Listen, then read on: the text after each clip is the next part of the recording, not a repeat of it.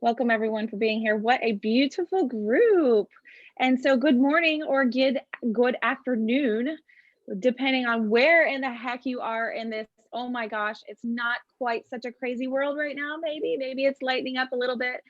From my mouth to God's ears, right? You are in the right place if you're here to dig in on APIs and your AMS. Do you integrate or not? And I am here with the absolutely wonderful Amplify team. Thank you, Barbara and Neeraj, for co-hosting with me today. And I'm glad everyone else is here too. And anybody that is not familiar with my face or my rambling that I'm doing here, my name is Terry Carden, and I am the founder of ReviewMyAMS.com. I'm also the founder of a new to market software solution called 100 Reviews, which allows associations to spin up their own review site. For those of you that may not know, Review My AMS is home to more than 1,135 end user reviews on 70 different association management systems. I cannot believe I'm actually even saying that. It's crazy how the community has come together to build Review My AMS. If you've not heard of Review My AMS, it's as simple as you give a review on your current AMS. And once the review is published, then you get access to read all of the reviews. Yes, all 1,100 plus of those end user reviews. What's really beautiful is that when companies like Amplify support Review My AMS, it means that they stand for transparency in what can be our very crazy, convoluted, confusing AMS marketplace. If any of you have ever been in the market for looking for a new AMS, you know exactly what I'm talking about. And so you know the importance of the association professional's voice, your peers' voices, maybe perhaps. And guess what? These guys get it too. They get it that the opinions on these kinds of technologies, they matter. And guess what? These two especially are listening to what is happening in this crazy, confusing, convoluted association technology market.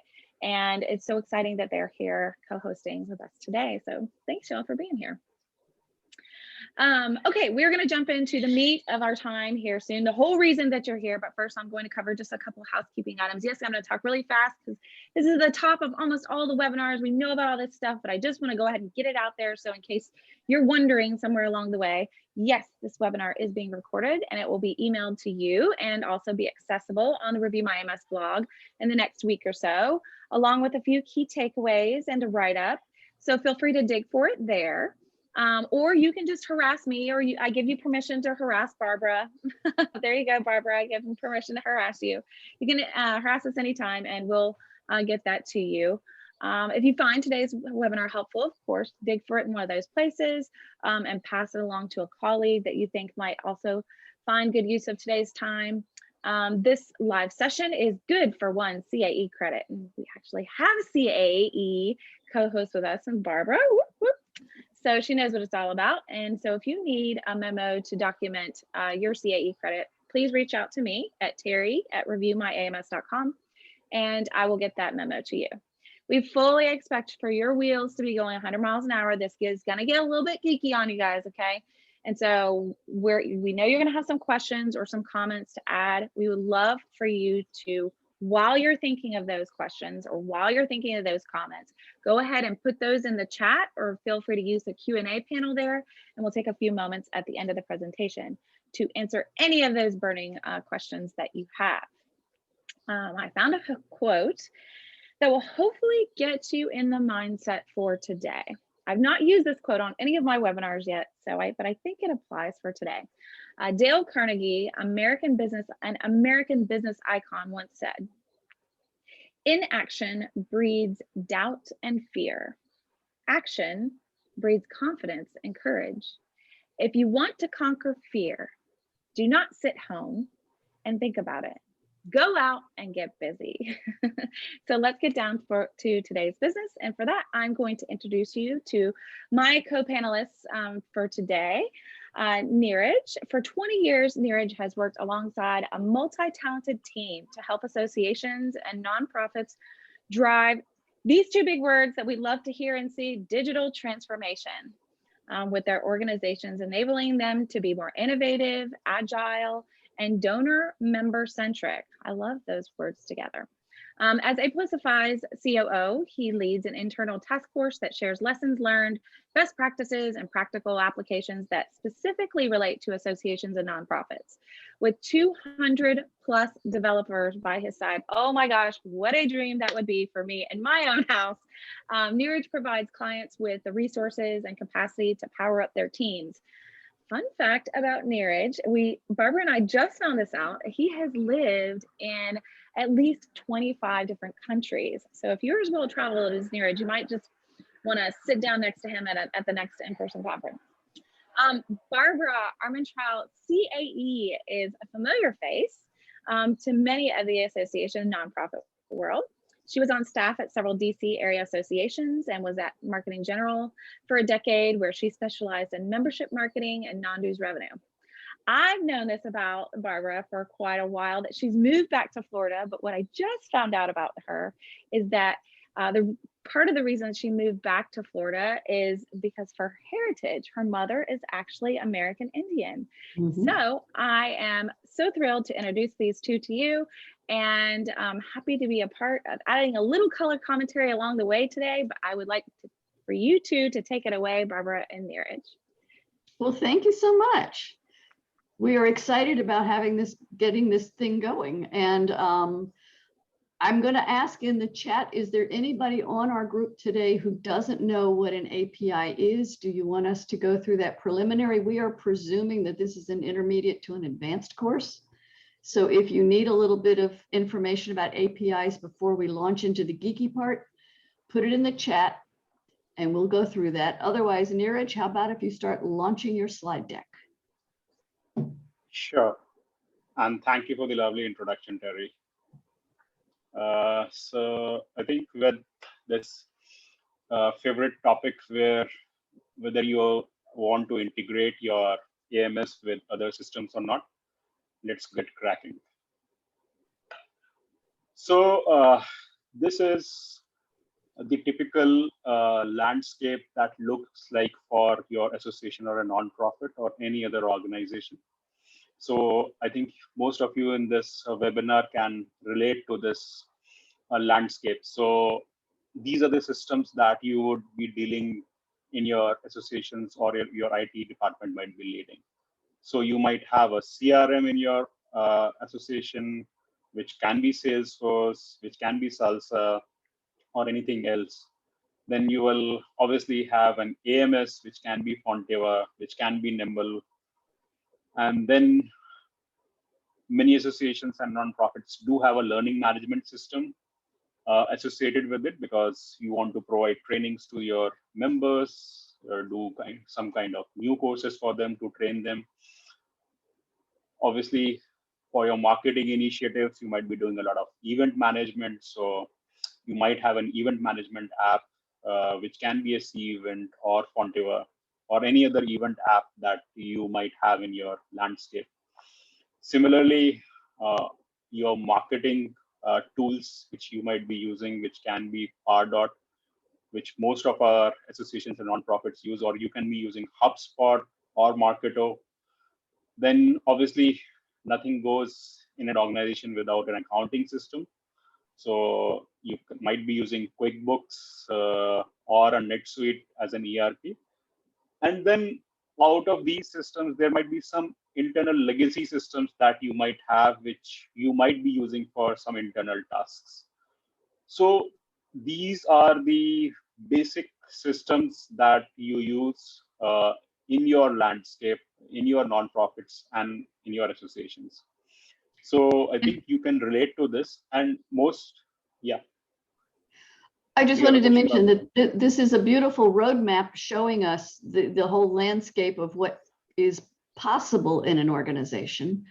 I know from talking with many associations, it's rare for us to find a group that can so quickly map out all of the different tech tools that are present within their organization, and particularly to know, okay, this system was installed, when was it installed, is it still being used, what is it being used for, which version are we running of it, you know, to have a really up-to-date roadmap of all the stuff that's in the toolbox and what it's being used for. I mean, this looks so nice and tidy and organized. It's not what we usually see when we're visiting. Terry, I imagine you probably see the same thing when you're talking with folks. Yeah, I mean, I think that if this is a fully fleshed out image right here, the print and the logos will be super tiny. But Okay. this is a great, gives the great 180 360 of each of the different tool stacks or tech stacks. And I think this has come up from the various clients that we have been working. We have been able to identify different systems they have been using, and this landscape is actually a conclusion of our experiences with them and the landscape that we see in their organization. And most of the times, the associations or nonprofits or your organization is not aware about the systems they are using, right? If you go and ask them, they might say that we are just using Salesforce. We don't know if marketing team is using any other automation tool, or if we have an event app or not. So it's more of that gap between the different departments and the tools they're using, that they never get to see a full picture of what they're using. So I thought when we talk about API integration, we should actually first talk about what are we trying to integrate, right? Because if we don't try to understand what we are trying to integrate, and if we don't know what systems do we have, so there is no point in moving to how to integrate unless we know what to integrate. So I think this slide just talks about different systems that you can integrate with your AMS or Salesforce. And I think it's not just what to integrate, but why to integrate it. I mean, is it being used? Is it serving a real function that's going to be continuing? So here we go. Yes, why? That's true. Why integrate? I should have known you'd be ahead of me. Yes. Yeah. So I have that sixth sense. So I know that the next question would be why, right? So why integrate?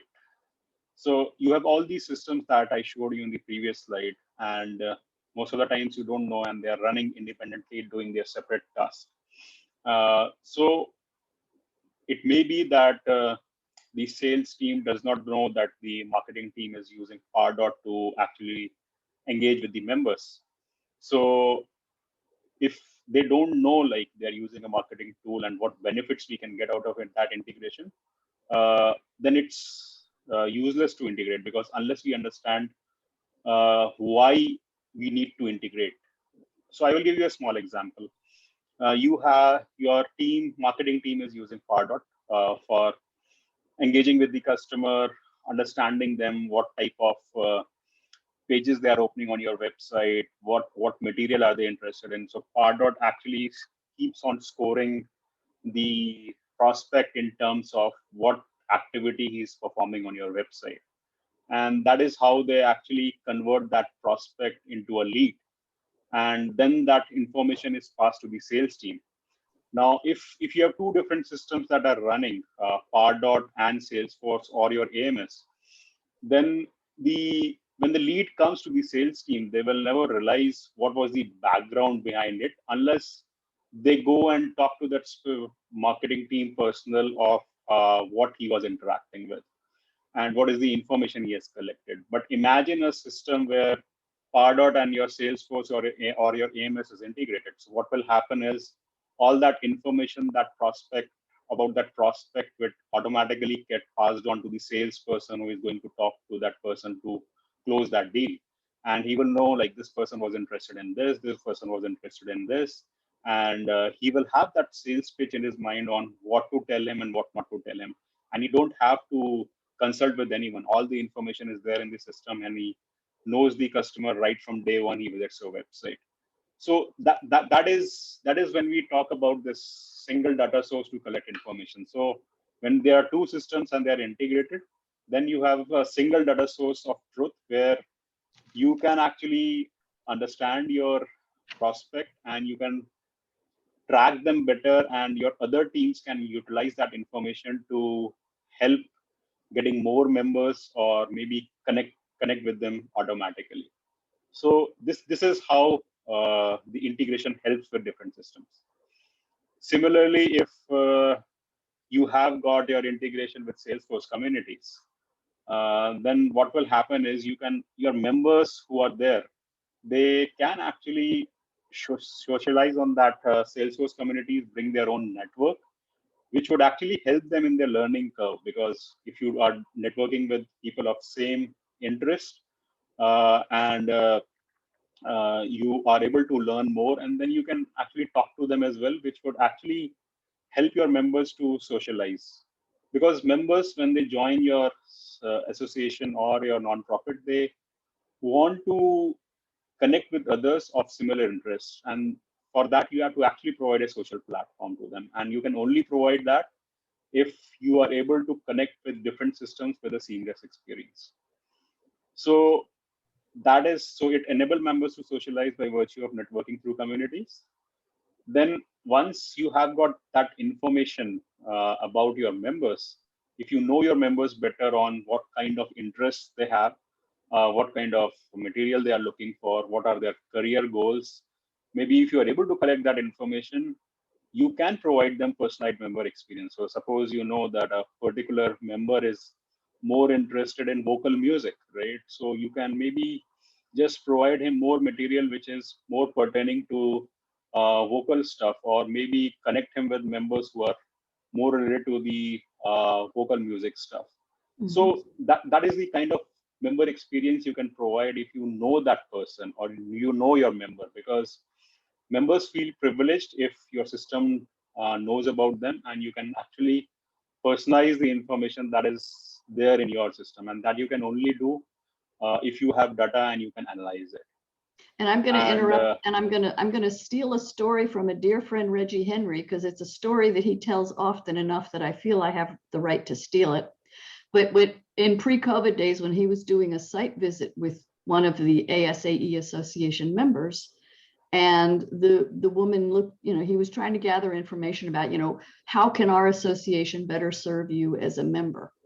And the member looked at him and said, I've been a member of your association for, 15 years. You should know me.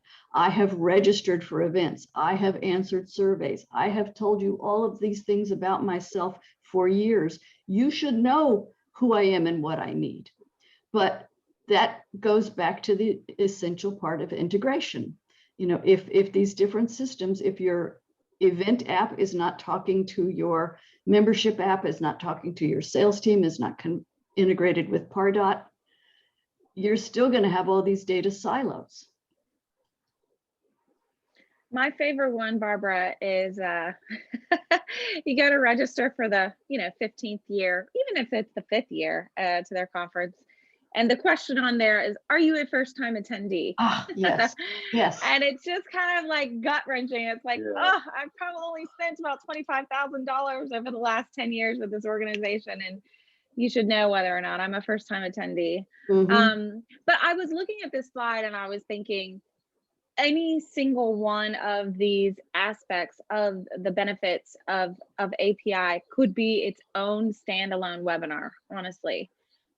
Because it brings, each one of these brings so much value to the table that even if we just said, okay, great, let's only have the benefit of one of these, I would just encourage associations to say, yes, this feels like a lot of benefit that you get out of API and integrations, but let's just start with even just one of these, and focus on one of these, and how can one make you more efficient or give you more information or help your members more. Well, and it streamlines a lot of staff tasks where you're not having to synchronize these data silos yourself, but it also improves the member experience, which is incredibly important. Absolutely. That's absolutely true. And when we talk to our clients, right, we don't suggest them integrating all of their data silo systems in one go, right? So we suggest go one by one, right? Pick the best one you want, whether you want more member engagement or whether you want more better bonding within the teams, or you want to run data analytics on your customers and try to understand them. So it's important to understand, why are we doing the integration? What is the aspect that we are looking for in integrating? Because everything that we integrate should have a business objective out of it, right? It's not that there are so many systems we just have to integrate. It does not make sense. It only makes sense once you determine the business objective or the business benefit out of it, and then do that integration. Like I told you about the Salesforce and Pardot integration. The benefit you get is that you can understand your prospects better, and it's easy to close the leads. It's easy to understand them. So it's more of the buy-in between the different businesses to understand why they want to integrate. Yeah, true. Mm-hmm. So what we have done is I've just taken an example of one integration so that we can understand it better on how it actually benefits. So we have taken an example of an AMS and an LMS integration, right? How it helps. So an example can be you are using Salesforce or Fontiva and you are using a learning management system. Now, how do your members benefit out of it? First of all, when you have just one system integrated, members don't have to switch in between two systems. So if you are logged in into your learning management system, you can easily go to the Salesforce and see what all is there. If you have logged into Salesforce, you can go to their learning management system. So it's one login which gives you access to different systems, which is obviously a very good usability features. And from a security point of view, also it's good, right? Because members don't have to, everyone hates logging in and remembering passwords. If you have 8 different systems and a user has to remember 8 different passwords, I don't think I will be remembering it or I will be writing it down everywhere. So one username, one password, and access to everything, users are happy. Then, well, it's not just, I mean, it's good security, but also from a marketing point of view, I never want them to feel they're leaving my website. You know, I always want to feel they're continuing their experience with my association. So single sign-in does that. I'm sorry, keep going. And then we can have, like I told you in the last slide, we can have better member engagement because different teams have access to the data. Now your membership team can measure the member engagement either by individual or a company. So it may be that a company has registered its members for the learning management system, or it's a single member. So if you have that kind of data flowing into Salesforce or AMS, you know, like what courses are the users more interested in? Are the members more interested? Are the members enrolling to different courses, or have they downloaded anything which might be interesting and that can actually help them trigger an email which with a list of courses they might be interested in? So if you understand your member better, obviously they would be in with your association, I think for lifelong maybe, right? We have seen members who have been with associations for maybe 20 years, 25 years. So it all depends how you engage with them. Then obviously, if you have integrated with Salesforce and you integrate with Salesforce communities, you can have a lot of networking. Young members generally want to network a lot and learn from there. Maybe they want to discuss about their careers. They want to understand what other members are doing, which can enhance their professional skills or whatever soft skills they are looking for. Then if you have got Salesforce integrated with your LMS, Salesforce has a default artificial intelligence feature that it comes with. All the new versions, releases of Salesforce comes with artificial intelligence. So your members in the LMS can actually see that they have completed this course, and they can actually see a roadmap of what the system has to offer them in the next 1 year or 6 months, right? Because unless you see the value in the system or the value in the courses that the system is offering, uh, you don't want to be associated with it. So if they can see, like, I finished this course 1, I have to do this course 2, then next 6 months I can finish this certification and I can move to course 5.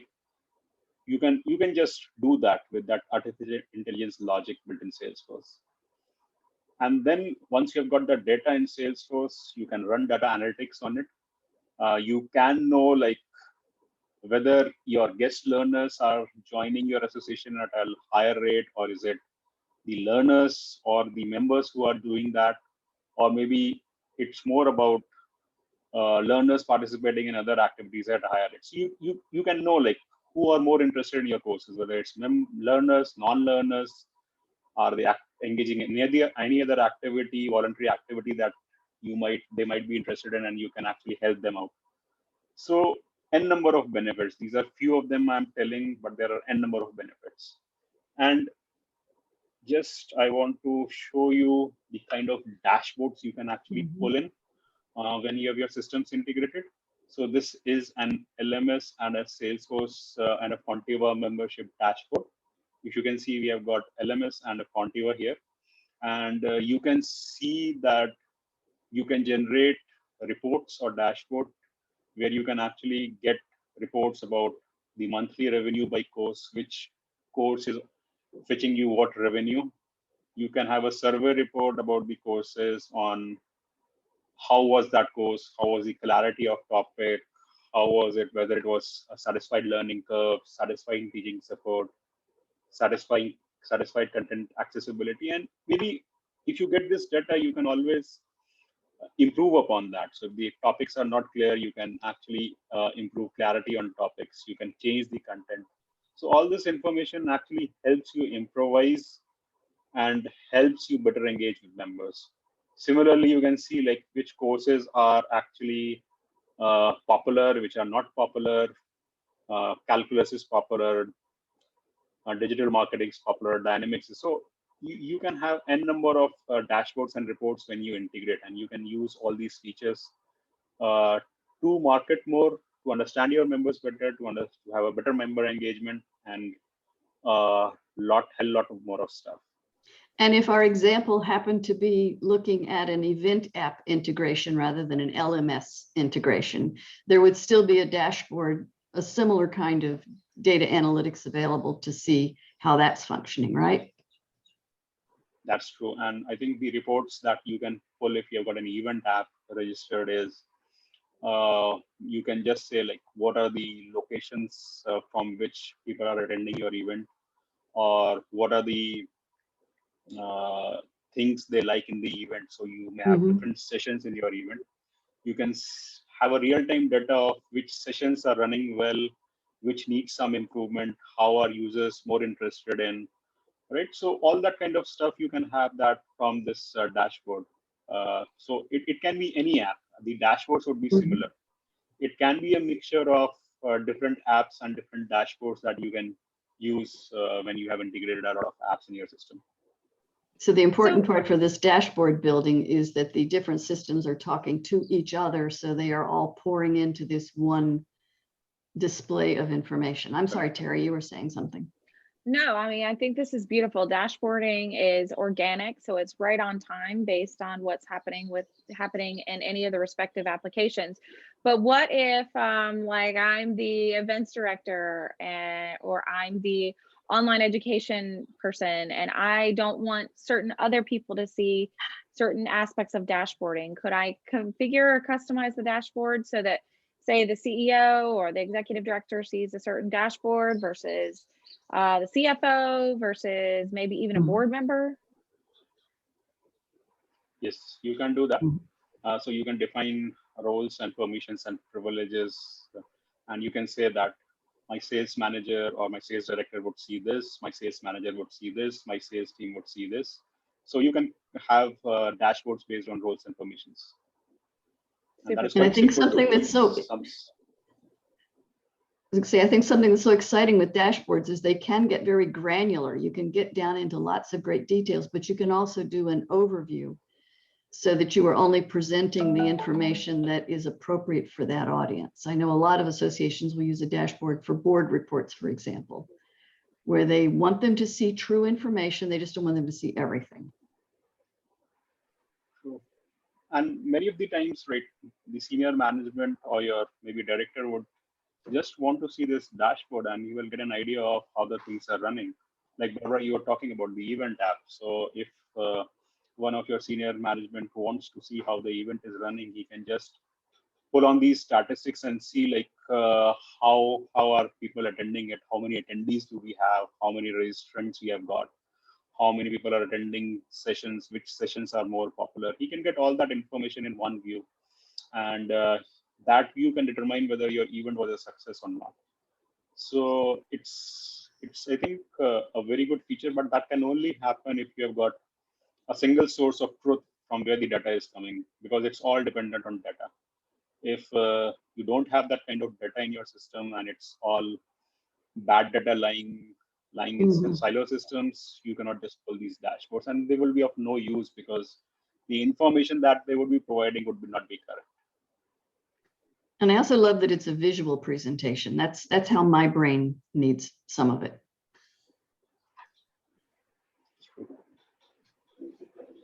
Okay. Now, I think before we integrate, the question that should come to our mind is, how do we determine that it's the right time that we should integrate or we should actually not integrate?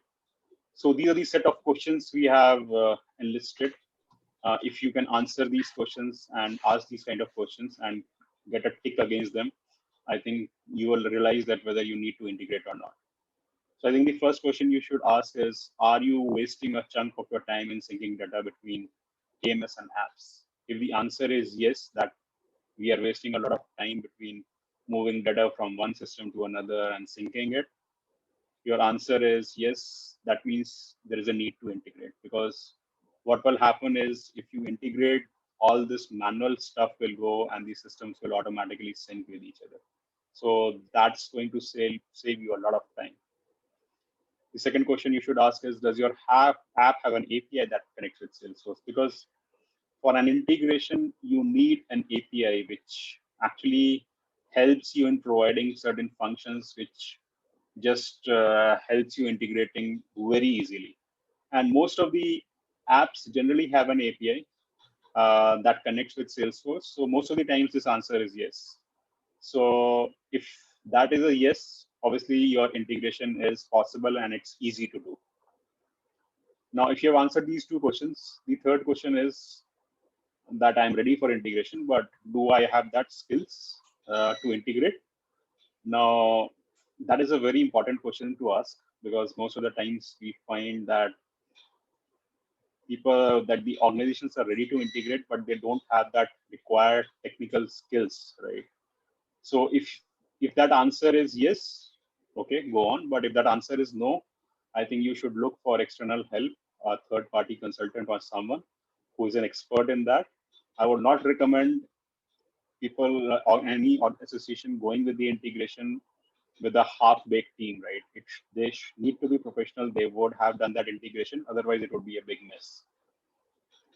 So these are the three main questions. And then I think if we go beyond, we can always ask, do we want to run some analytics on our data so that we are able to understand our customers better? We can actually project a roadmap for them. We can provide them and understand what they want, what they don't want. If the answer is yes, obviously you need to integrate because Salesforce actually has a lot of analytics and artificial intelligence capability, which can help you run reports and dashboards like we saw in the previous slide, which can help you understand your members, understand about your system, what is working, what is not working. So our answer is yes, you should integrate. And then I think the last but a very important question, do you want to use the same technology for the next 3 to 5 years, and investing in integrations is worthwhile? Because some of the times what we have found out that, like we were talking in the first slide, people are not aware about how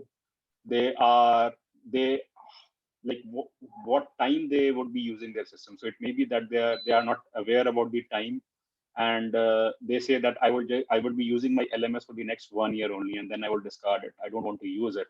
So then there is no point in integrating LMS with either Salesforce or AMS.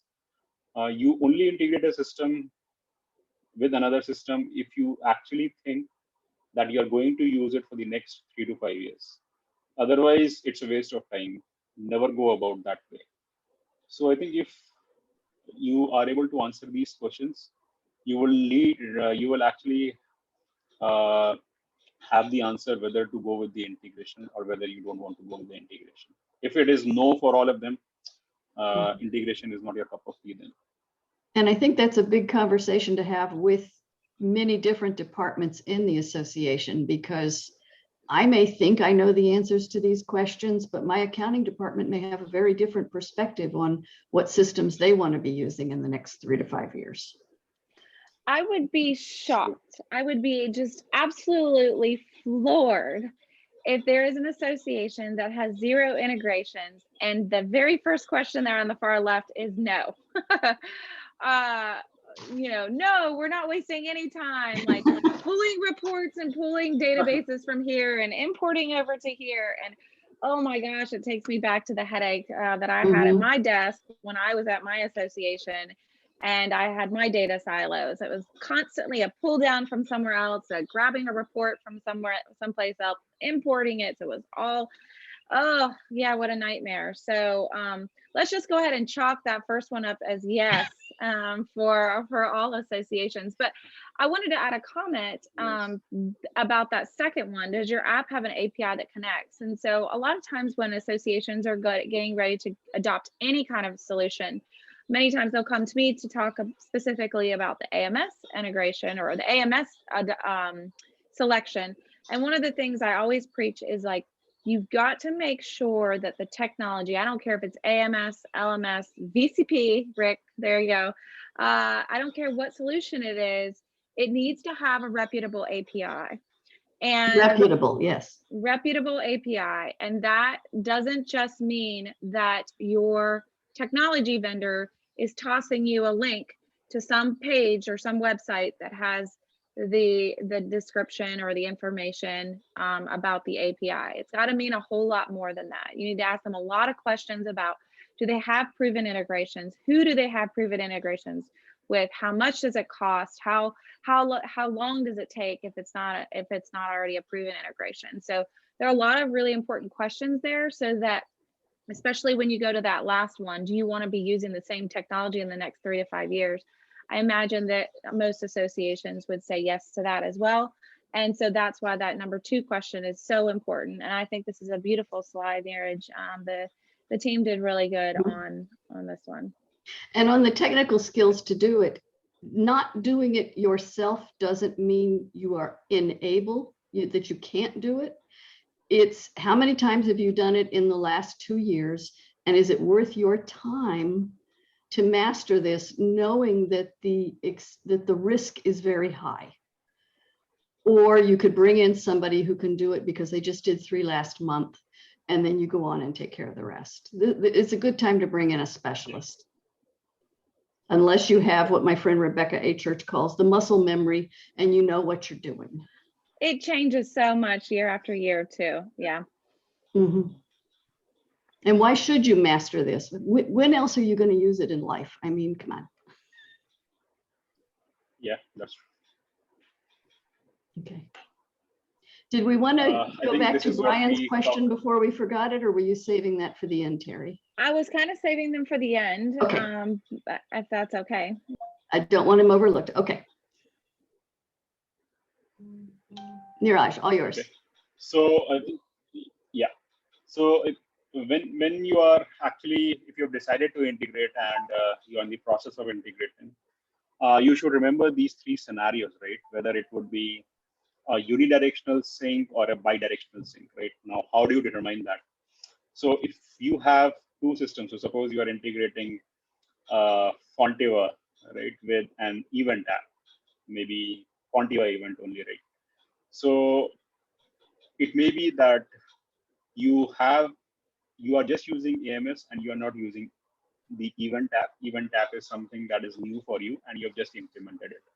So there is no data in the event app. There is data only in AMS.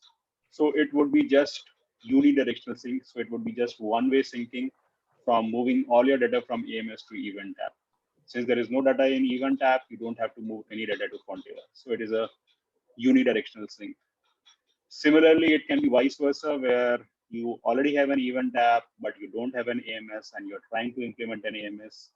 So the data would just be in the event app and not in AMS or in Salesforce. So it would be just unidirectional sync where data moves from event app to AMS or Salesforce. And the third condition is where you have both these systems. You have a Salesforce and you have an event app, and but they are not connected or integrated. So there is data in both Salesforce and the app. So it would be a bidirectional sync because the data would move from Salesforce to the app, and the data from the app would move to the Salesforce. So always remember these three scenarios, and that have to be taken care of. And if you're using a technical expert, just maybe if he's not, generally they're aware, but you should ask these kind of questions to them.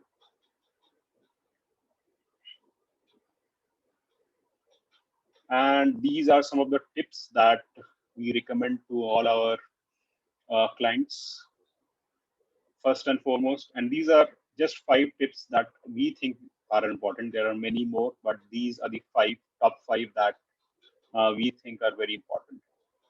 Most of the times we don't, like I was telling you in the previous slide, you should have a business objective about integration. And for that, you need to have a buy-in from the business users. So if you are integrating Salesforce with Pardot, so there are 2 business teams involved. There's a sales team involved. There's a marketing team involved.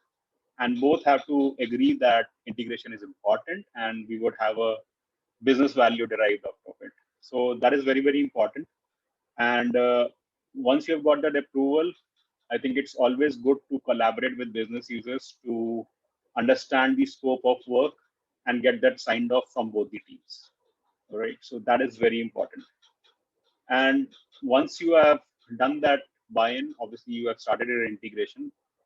We always advise that you do your integration in parts. You don't do that as a whole. So as an example, if you have like maybe 100,000 records or 10,000 records that you have to move from one system to another, we generally recommend that you move a part of your records, maybe 100 records first from one system to another, test it out. And when we say test it out, always involve business users to test it out, because they would be knowing the business values of the things that you have moved. And if they get a buy-in and you get a buy-in from them, then move to the next step, because doing testing at initial stages and getting a buy-in from the business users at that initial stage would mean that any issues that they report to you, you can fix them. And then when you move to the next part, you will not have those issues, right? So, and it would also help you in collaborating with the business team. They would have a faith in you. They would have a faith in the system that what you are doing is correct. And then when you roll out the complete system, it's nothing new to them because they have been seeing that system and testing it out at every stage. Third is, obviously, when you are syncing, obviously there are some custom configurations that you have made. So always go for that custom configurations, because custom configurations don't move automatically when you sync. You have to write special code to do that. So it's always good to identify those custom configurations before you are syncing the records.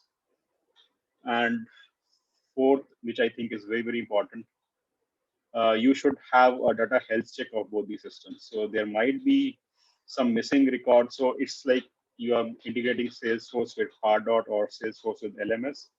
There may be some missing records in Salesforce, which you actually don't want to move to LMS or AMS, because what will happen is if you move those missing records, they will be missing in the second system as well. So if, as an example, if the date of birth is missing for one of your members and you move that data without doing it, without correcting that in Salesforce, that same date of birth would be blank in your AMS as well. And then obviously you have doubled your problems, because you have initially had one record that was there as a bad data, but now you have 2 records. So if you are talking about 100,000 records, it would be 200,000 records that would get corrupt.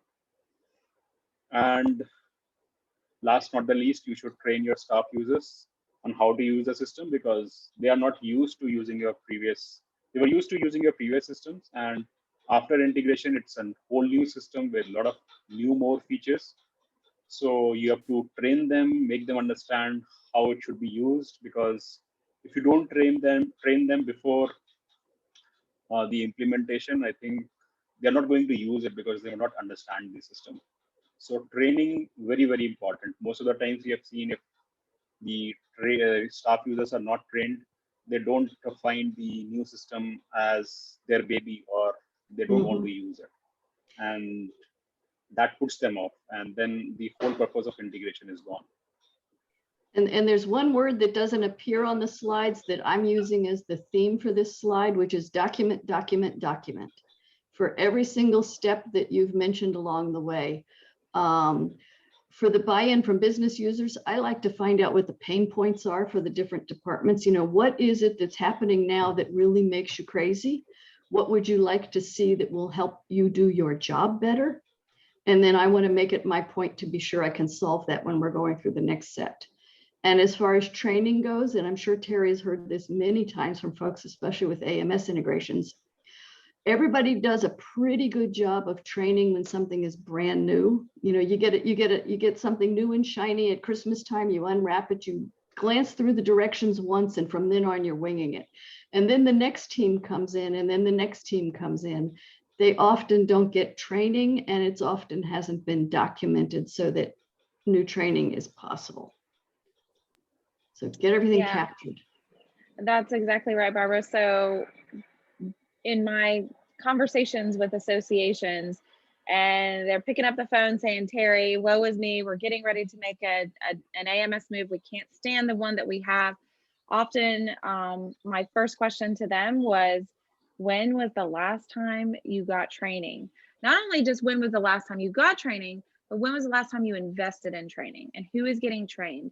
And often there's a parallel between the people who have not been trained at all or have not made investments in training, time or money, either one, and the complain factor, the 5-star rating, if you will, the frustration level, yes.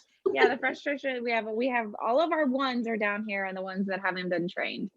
So definitely that's a huge factor as part of adoption through implementations or just systems in general. And I know another bugaboo that gets run into, I'm using technical term here, bugaboo, is the customization that has gone on. And quite often there was customization done 2-3 years ago, 2-3 staff teams ago, and nobody really knows exactly what happened. So as these things are being uncovered, be sure it gets documented and captured. And if a decision is made, we are going to take this action because of this situation, be sure you have it later. Some of it is a little CYA, but it's also leaving breadcrumbs for yourself when you're going back and testing. And if something does not perform the way you thought it would, you're going to have to reverse engineer and find out why not. But leave plenty of breadcrumbs all along the way for yourself. You will thank yourself later. It's true. I call it the hit by the bus yes, insurance. Well, we can also say if I win the lottery, but yes. Yeah, okay, I like your spin better.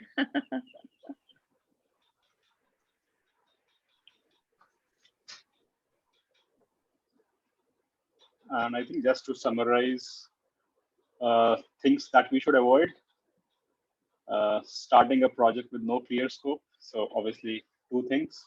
You should know the business objective on why we are doing that integration. And obviously you need to document from both the businesses for what they plan to see in that integration. So I think that scope has to be defined and has to be agreed with everyone. Then custom configurations have to be taken into account, because if you miss them, they are not going to get transferred automatically. And it would be a huge problem for you. We have faced these problems many times and realized that the custom configurations have not been taken into account.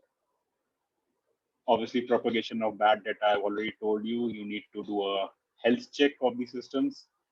Don't propagate bad data into the second system. Always correct it first and then only move that clear data into the second system. Otherwise, you are just growing problems for you. Most of the times, the field mappings are not done properly. And that is because we don't have got a buy-in from the business. We don't understand what fields to be mapped to which field in the second system. So it's always good to have a field mapping and get that approved from whoever you think is the right person to get that approval. And last but not the least, always employ professional people to do this activity. Never do that activity if you don't think that person or that company has the required expertise, because you spend a lot of money on doing that integration. You have a business objective to be delivered, and if that is not delivered properly, I think no one is going to use the new system. It has n number of live issues, and then it's a whole lot of problems that it will create. So you're not going to get that ROI of that integration that you think you would have. So these are the pitfalls you should try to avoid. And I think this is Well, a I summary wanted of to what put, yeah, you should. I'm sorry, I wanted to put one subtext on the starting the project with no clear scope. This is defining the business case, but I think in many times it's important to define the timeline of expectations, because often an association will be trying to fit in a project between conferences, before an annual meeting. I mean, there will be some large immovable objects that they are trying to meet that are beyond the control of even the best IT department. And I think it's important to know at the beginning, is this feasible? And if it's not, let's figure out what can be done. Because just because you've got everything mapped out and ready to go does not mean you can flick a switch and it happens. Things take time. And then there are also cash flow considerations. If an association is changing fiscal year in the middle of this, it's just good to have that as part of your project definition at the beginning. I love that. And a perfect mashup between that one and that bottom bullet point there about hiring the experts that do this stuff day in and day out is, if it's not somebody's job, it's nobody's job. Mm-hmm. So especially for those organizations that don't have a full-blown IT department that are dedicated to doing this all day and all out, and the focus is this, then you might as well hang it up, because something like what Barbara talked about is what's going to derail the entire project. We all have things on our desk that are pressing in our normal day jobs, and adding an integration in there just because you think that it's you think you can squeeze it into your normal day job when we're already really strapped anyway. I recommend, and not just because I'm on a call here with this team, it is really, I highly recommend working with people that know what they're doing, and they already know where the bodies are buried in the systems that you're integrating with. So yeah, we buried some of them. But it is important to remember that all of this that's being scoped out is in addition to your day job. So I have yet to meet an association professional who, they weren't lazy, but they certainly didn't have any, they had no spare time to take on any additional major tasks, even when they really, really, really wanted to do it. Yeah, a lot of it's time.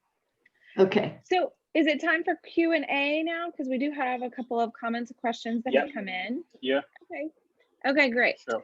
So back when we saw that beautiful fancy dashboard that I even commented is organic in nature, Brian had a question for us. He said, the dashboards, he wants to know, are the dashboards developed and displayed in the Salesforce application? Yes, they are displayed in the Salesforce application. If you see this dashboard that we have, right, it's actually displayed in the Fontiva membership, right? So it's a Fontiva AMS that we are using, and we have got this dashboard available in Fontiva. So you can have the dashboards in AMS as well, and then you can have the dashboards in Salesforce as well, whichever you want to use. So where are they actually created? Are they created on the Salesforce side, or are they created on the Fontiva side? So they are actually created on the Salesforce side. So you can create dashboards on the Salesforce side. So dashboards are just basically a representation of reports. So you can create dashboards both on the AMS side and the Salesforce side. So Salesforce has more features on reporting than AMS, but you can create dashboards in AMS as well. Got it. Brian, I hope that answered your question there. Let us know if for some reason that didn't. We had a comment that came in from Laura, and this was when we were talking about the APIs and the reputation of the APIs. And she made a comment that no, you shouldn't only just be talking about the reputation of the API or asking about the reputation of the API, but you need to be asking does the system actually push and pull, or as she calls it, read in and read out the data? Because I'm not going to name drop the system that she was on, but she shared with us panelists that she was actually left one of the systems because they did not allow the reading of the data back into the AMS. It only pushed out data, and even at that point, it was restricted information that was pushed out. And so we know that these systems are actually still actively being sold in the AMS marketplace. And so if Neeraj or Barbara, if either of you wanted to kind of like piggyback on some of those comments and experiences about how can association execs make sure that they're working with systems that allow the entire opportunities available with APIs going both ways. So generally, Terry, what we do is whenever we are recommending any AMS to our customers, we thoroughly test it before. So we do a kind of proof of concept that things are getting pushed and pulled out at the same time. It's not that we just read the documentation and do it. We try to figure out a small work, which can be maybe a week's time work that we do to see if things are being, what they have told is correct or not.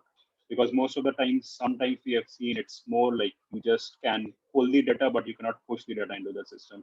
So if you can do that small exercise before finalizing any AMS, that would be good, because you are investing a lot of money. It's always good to spend a lot of time understanding what it actually provides. And I don't think we want to make assumptions that we have seen a group previously where it didn't happen, because all of these systems are constantly evolving. So just because it couldn't do it before, we're not going to assume it can't do it now. But we would recommend a proof of concept before you sign on a dotted line. Yep, that's a great point. All right, well, we looks like we don't have any other questions that have come through. I think somewhere at the top of the hour, I promised a geeky chat, and I think Neeraj and Barbara have delivered with my peanut gallery going on over here on the side. And Laura made another comment, and this is a great way to kind of sort of wrap up. Most of the times you don't know the restrictions until you start implementing, which is kind of an exclamation mark on one of the points that we're trying to make here. Is teams like the Amplify team and Neeraj and Barbara's group, they know what these systems are capable of doing, and that's why the power of working with them prior to you getting knee deep in any kind of selection is extra important in order for you to make smarter buying decisions and be able to propel your missions forward for your association, right? So, but also, as much as you should hire us to do this, I also want to mention that before you're implementing, do as much homework as you can. I know it's very difficult, especially when you're being pressured. Make a decision, we got to get this done. You should be receiving references. And we live in the association community. There is so much information swapping going on at any given time. So take advantage of it. And I bet somewhere on Review My AMS, you could find out some of this information too. Yeah, we've got lots of opinions that have been shared on many different solutions out there. So yep, just one discovery tool to add to the tool belt. So special thanks to Amplify for being partners of Review My AMS. And for all of your insights shared today, and to all of our attendees, we're so glad that you were here to take in all this good information about hairy, scary AMS integrations. And again, if you need that CAE memo, feel free to email me at terry@reviewmyams.com. In light of today's topic, I found wisdom in one of the most well-known inventors, Thomas Edison. He once said, the 3 great essentials to achieve anything worthwhile are hard work, stick-to-itiveness, and common sense. So take that with y'all, and y'all have a wonderful day. Thank you so much. Thanks, everybody. Thank you. Bye. Bye-bye.